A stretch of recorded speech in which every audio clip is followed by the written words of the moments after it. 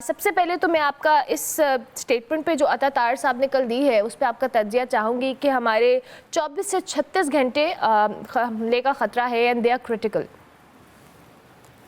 जी बिल्कुल, गुज़िश्ता रात की बात है, 2 ढाई बजे के करीब का बयान है और मैंने इत्तेफ़ाक की बात है कि सुबह न्यूज़ रूम से हमारे एक मिस्ड कॉल आई हुई थी, जिसकी बुनियाद पे मुझे चेक करना पड़ा कि ये आई हुई क्यों थी सुबह-सुबह 6-7 बजे।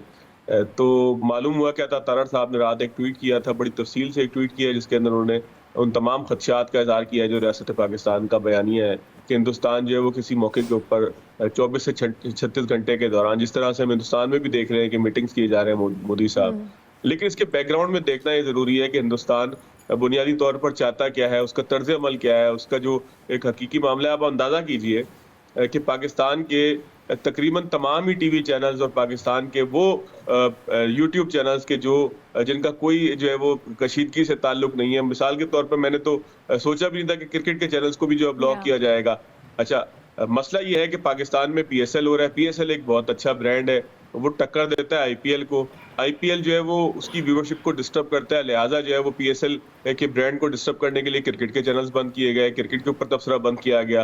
क्रिकेट पेनिट्रेशन का वो जरिया है कि जो हिंदुस्तान के अवाम के अंदर पाकिस्तान के लिए मोहब्बत पैदा करता है। मुझे अच्छी तरह याद है कि जब हम छोटे थे तो हमने देखा था कि एक खातून थी जो वसीम अकरम कि जो वो पोर्ट्रेट उन्होंने जो है वो पूरे कमरे के अंदर लगाए हुए थे। उन्होंने खुदकुशी का ऐलान किया था कि अगर वसीम अकरम से उनको मिलने ना दिया जाए। तो पाकिस्तान और पाकिस्तानी जो आर्टिस्ट है, पाकिस्तान और पाकिस्तानी सिंगर्स जो हैं, पाकिस्तान और पाकिस्तान के क्रिकेटर्स जो हैं, वो हिंदुस्तान में इस कदर मकबूल है कि हिंदुस्तान उसको रोक नहीं पाता।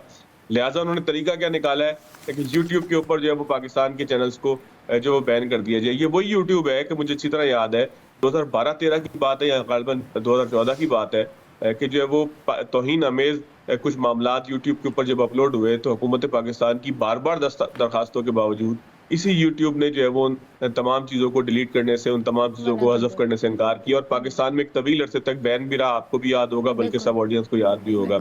लेकिन दूसरी जानिब मेरे पास वो लेटर मौजूद है कि जो खुद हमारे चैनल को और बाकी तमाम चैनल्स को तकरीबन आया कि जिसके अंदर यूट्यूब ने कहा कि जी आप नेशनल सिक्योरिटी और नेशनल फलाना को जो है वो हिंदुस्तान ने शिकायत की है, लिहाजा आपका चैनल और उसकी जो फ्यूचर अपलोडिंग है और जो पिछली अपलोड्स थी वो हिंदुस्तान के अंदर दिखाने से जो है वो हम बैन करते हैं। तो बुनियादी तौर पर तो हिंदुस्तान अच्छा, हमारे एक दोस्त है, उन्होंने बड़ा एक अच्छा कमेंट किया था, तो जो मैंने कल से मेरे दिमाग में गूंज रहा है। उन्होंने कहा कि हिंदुस्तान के न्यूज़ चैनल्स को पाकिस्तानी हुकूमत को बंद नहीं करना चाहिए क्योंकि हमारी तफरीह का एक जरिया लगा हुआ है। ये वैसे बहुत सही बात है, जिस तरह की मौकरी वो चैनल्स पे कर रहे हैं, आई वंडर कि हमारे लिए तो वो एंटरटेनिंग चैनल ही है समहाउ। अच्छा, मैं नाम नहीं लेता हिंदुस्तान के मुख्तलिफ बड़े-बड़े चैनल्स हैं। देखिए, चैनल का कसूर नहीं होता, ज़ाहिर है कि वो भी अपनी मजबूरियों के तहत ये सब कुछ कर रहे होंगे। पाकिस्तान में शायद इतनी मजबूरियाँ नहीं जितनी हिंदुस्तान के अंदर होंगी, क्योंकि वहाँ तो गुज़िश्ता रोज़ क्रिकेट के मैदान में किसी ने पाकिस्तान ज़िंदाबाद का नारा लगा दिया तो जी उसको उन्होंने जो है वो पत्थर मार-मार के, लाठियाँ मार-मार के कत्ल कर दिया। तो हिंदुस्तान में तो शिद्दत पसंदी यहाँ तक पहुँची हुई है, तो ज़ाहिर है कि हम किसी चैनल से ये तवक्का कैसे कर सकते हैं कि वो कोई अमन की बात करेगा, प्यार की बात करेगा, मोहब्बत की बात करेगा। हाँ, पाकिस्तान के चैनल्स भी आपने देखे, बल्कि नई नस्ल के लिए मैस कम्युनिकेशन और जर्नलिज्म के जो स्टूडेंट्स हैं उनके लिए पढ़ने का, सीखने का एक बहुत अच्छा मौका है कि वो ये देख सकें कि आखिर मीडिया काम किस तरीके से करता है। एक पाकिस्तान का मीडिया है, एक हिंदुस्तान का मीडिया है। अच्छा, मैंने बड़े-बड़े कुछ जो चैनल्स हैं वहाँ के, उनके यूट्यूब के पेजेस या फेसबुक के पेजेस आपकी वॉल के ऊपर आ रहा होता है जब आप कोई लाइव जाते हैं या कोई वीडियो आती है। मतलब इंसान देख के हैरान रह जाता है। वो कहते हैं कि जी बलूचिस्तान के अंदर पाकिस्तानी फौज के ऊपर जो हमला हो गया, जो है वो बॉर्डर की तरफ आ रही थी। भाई, बलूचिस्तान के साथ इंडिया का कौन सा बॉर्डर लगता है? मतलब कोई सेंस होती है? कोई बंदा यूट्यूब गूगल के ऊपर ही देख लेता है। गूगल करके देख लें आप कि यार पाकिस्तान की सरहद कहाँ तक लगती है। पढ़े लिखे नहीं है, जो खान साहब कहा करते थे कि कोशिश ही कर लिया करें, तो कोशिश कर लें भाई, पढ़ लें, थोड़ा सा देख लें जोग्राफिया क्या है, कहाँ से सरहद मिलती है, कहाँ से जो है वो ट्रूप की मूवमेंट मुमकिन है, इतना तो कम से कम पता। और ये बड़े-बड़े चैनल्स हैं, ये वो चैनल्स हैं कि जिनका जो है वो 1 मिनट और ये वो एंकर्स हैं जिनको इंडिया में इनकी एक बहुत ह्यूज फैन फॉलोइंग है एंड आई वंडर हाउ कि जिस तरह की ज्योग्राफी उनकी ख़राब है और वो जिस तरह से बॉर्डर्स को मिला रहे हैं, तो लोगों की सेंस भी क्या उस तरह से हो गई है कि वो इनको एक्सेप्ट कर रहे हैं और सुन रहे हैं और देख रहे हैं। इतनी भी क्या मजबूरी है? देखिए जी, हमने कम्युनिकेशन थ्योरीज में पढ़ा था, ये माइंडसेट तब्दील करने के लिए ये बैंड वैगन टेक्निक और ये मुख्तलिफ तरह की कम्युनिकेशन टेक्निक्स हैं जो हिंदुस्तान इस्तेमाल करता है। इसी का नतीजा है, मैंने आपको बताया ना कि कल क्रिकेट खेलते हुए एक नौजवान को जो है वो डंडे मार के वहां पर जो है वो कत्ल कर दिया गया। इसी का नतीजा है कि वहां पर जो है वो एक लोग मसाजिद के ऊपर हमले के लिए तैयार होते हैं, वहाँ पे जो है वो कोई महफूज नहीं है, कोई अकलियत महफूज नहीं है, वहाँ पर ज़ातों की बुनियाद पर तकसीम है। बुनियादी तौर पे हिंदुस्तान का जो माशरे के अंदर तकसीम है, इंतहा की तकसीम है, नफरत की हद तक तकसीम है, एक दूसरे की शक्ल ना देखने की हद तक तकसीम है, वो उनके मीडिया के नतीजे में। अब आप अंदाजा कीजिए, पहले दिन जब ये जो सारा इनके ऊपर दौरा पड़ा था, एक जिस तरह से मैं कोई गैर मुहज़्ज़ब लफ्ज़ इस्तेमाल नहीं करना चाहता, जो मुंह से झाग निकल रही थी और जो दौरा पड़ा था इनकी मीडिया को, तो मैं लाहौर से कराची ट्रैवल करके आया, तो मेरा ख्याल था कि यार जब मैं कराची पहुंचूंगा शायद वहां पे कोई इफेक्ट हो। लाहौर में लोग जो है वो वैसे ही मन मौज में रहते हैं, आप लोग थोड़े से जो है वो खाने पीने से लेके तफरी में थोड़े ज्यादा हैं। कराची के लोग थोड़े से बहुत मादरत के साथ अच्छा कराची वालों ये मैं स्टडी आपको होते हैं हम बताऊं, लोग। ये आप अब इस बात पे मैं आपको बिल्कुल कन्फ्रंट कर रही हूँ। मैं कराची जाती हूँ, कराची में लाहौर से लेट खाबे चल रहे होते हैं, ऐसा नहीं होता। नहीं, अब क्योंकि खाबे शुरू लेट होते हैं ना, 12 बजे के बाद। तो अब ये मेरे पड़ोस में एक घर है, यहाँ पे मैं आपको बिल्कुल बताऊंगा नहीं मैं किस इलाके में रहता हूँ, लेकिन क्योंकि पड़ोसियों का ये प्राइवेसी का मसला है, मैंने देखा है कि 11 साढ़े 11 बजे जो है ना, वहां से वो दाल पकने की, कोरमा बनने की खुशबू जो है वो आना शुरू होती है, और मेरा ख्याल है 2-3 बजे रात वो सोते हैं। तो ये एक आम तौर पे हमारे घर में छोटे बच्चे हैं, वो सुबह 7 बजे जाना होता है, तो इसलिए हम जल्दी सो जाते हैं, लेकिन जब ये बड़े होंगे तो ये भी लेट सोया करेंगे। तो कराची में खाबे लेट तक चलते हैं, शुरू ही लेट होते हैं। चले तो वो ये रोशनियों का शहर भी इसको इसीलिए कहा जाता था। अच्छा, हम लोग देखें कितने इजी हैं। मैं जब कराची आया, मैंने कहा शायद वहां पर पहने को लाहौर के अंदर जो है वो लोग खुश रहते हैं, तो कराची में तो हम लोग जो है वो नॉर्मली जो है वो चेहरे के ऊपर थोड़ी सी सख्ती सजा के घूम रहे होते हैं। यहाँ में आया तो यहाँ पर भी जो है वो पेट्रोल पंप भी खुले हुए थे। ड्राइवर से मैंने पूछा कि यार कोई हालात खराब है, तो कहते हैं पता नहीं लियारी के हालात क्या है। मैंने कहा नहीं, लियारी के तो हालात नहीं पूछ रहा, क्योंकि खुद लियारी में रहता है। कहते हैं लियारी तो बिल्कुल ठीक है। तो वो बेचारा अपने इलाके में ले गया कि शायद मैं लियारी के हालात का पूछ रहा हूँ। किसी कोरंगी वाले से पूछेंगे तो वो कहेगा अच्छा यार पानी का मसला शायद ये पूछ रहा हूँ। मतलब यहाँ पे लोगों को इस बात का की तकलीफ भी नहीं है कि कोई हिंदुस्तान चाहता है कि आप दूसरी जानिब उनका मीडिया उठा के देख लें।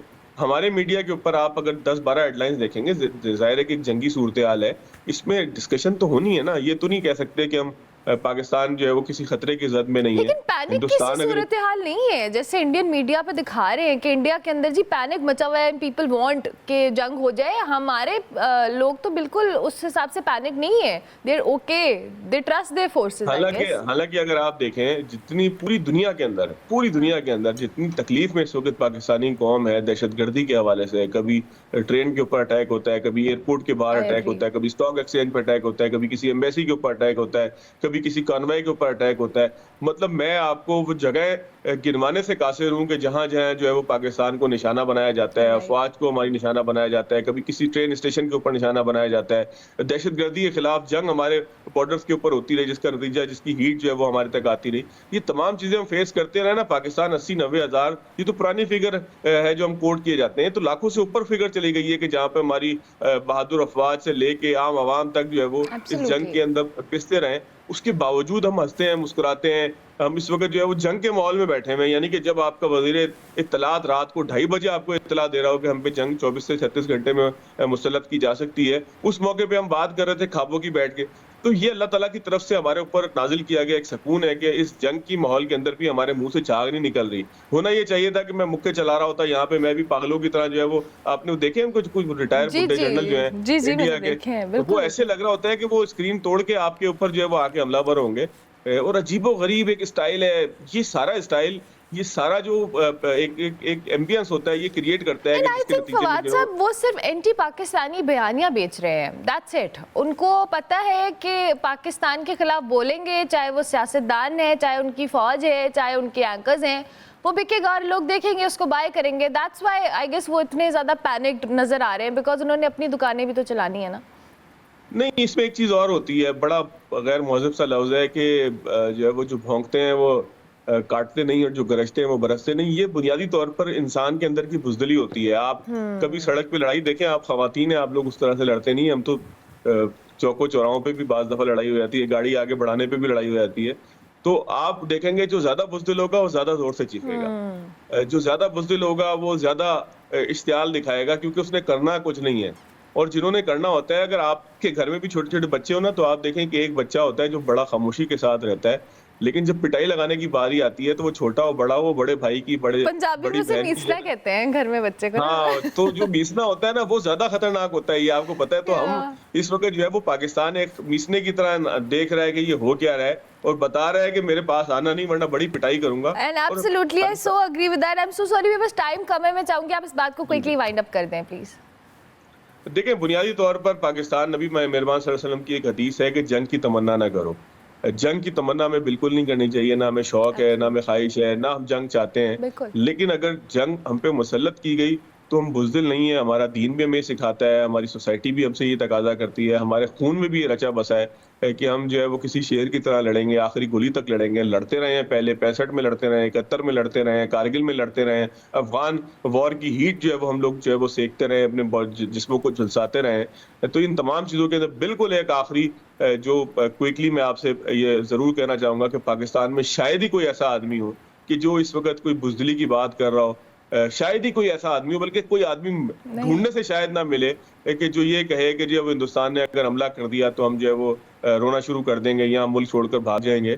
यकीन करें, मेरा और मेरी फैमिली का प्लान था, हमारे पासपोर्ट्स रेडी हैं, हमने जो है वो बच्चों के पेपर के बाद कहीं बाहर जाना। तो मैंने आज सुबह ही जो अनाउंस किया, मैंने कहा अगर खुदा ना खास्ता कोई 19-20 हो जाए तो हम जाएंगे नहीं, हम भागेंगे नहीं यहाँ से। तमाम पासपोर्ट ये यहीं रहेंगे, हम भी यहीं रहेंगे, इन तमाम चीज़ों को फेस करेंगे। दुश्मन अगर हम पे जो है वो जंग मुसल्लत करेगा तो उस जंग के अंदर जो है वो आखिरी कतरे तक पाकिस्तान का हर नौजवान, हर बच्चा, हर बूढ़ा, हर खातून लड़ने के लिए तैयार है। अल्लाह ताला महफूज रखे। मैं कोई आमीन, आमीन। दोबारा आपसे कहता हूँ कि कोई हम तमन्ना नहीं करते, कोई हम Nobody ख्वाहिश नहीं wants करते। it. Absolutely nobody wants बिल्कुल- it. हम नहीं चाहते, we want peace. अगर लेकिन अगर आप हमें ललकारेंगे, हमें तंग करेंगे तो definitely we have all the right to respond back. बिल्कुल, एक आखिरी अगर आप मुझे मौका जी, दें जी। तो मैं एक दो अशार हैं कि खुदा करे कि मेरी अर्ज़ पाक पर उतरे वो फसले गुल जिसे अंदेशा है ज़वाल ना हो। इससे आगे बहुत कुछ शायर ने कहा, लेकिन हमारी ख्वाहिश तो यही है कि हम पुरअमन रहें, अमन के साथ जो है वो जीने की ख्वाहिश दिल में रखें। लेकिन किसी जंग की सूरत में हम पीछे भी नहीं हटेंगे, ना किसी को छोड़ेंगे, ना कोई इस चक्कर में रहे कि हम जो है वो सीख कबाब बनाना नहीं जानते या जो है वो हम कोई पार्टी करना नहीं जानते। हम तमाम चीज़ों से वाकिफ़ हैं, बहुत अच्छे तरीके से इसको सेलिब्रेट करेंगे इंशाल्लाह अपनी फतह को। इंशाल्लाह। लेकिन ख्वाहिश यही करनी चाहिए कि अल्लाह ताला महफूज रखे। आमीन। जंगों से मसले हल नहीं होते, और पाकिस्तान ने देखिए दुनिया भर इस वक्त पाकिस्तान के मौक़िफ़ को सपोर्ट कर रही है। ये कैसे मुमकिन है कि आप एक हमले के 10 मिनट बाद, 15 मिनट बाद ये डिक्लेयर कर दें कि ये दूसरे मुल्क की जानिब से हुआ? एक जाफर बिल्कुल। एक्सप्रेस से बड़ा हमला था, किसी बिल्कुल ट्रेन ठीक के है। ऊपर होने वाले हमले से बड़ा हमला था, बेशक। क्या किसी एयरबेस के ऊपर होने वाले हमले से बड़ा हमला था, क्या एयरपोर्ट से निकलते हुए आपके मेहमानों के ऊपर होने वाले हमले से बड़ा Absolutely, हमला था? और ये हम दहशतगर्दी को फेस करते आए हैं और हमसे बेहतर कोई नहीं जानता।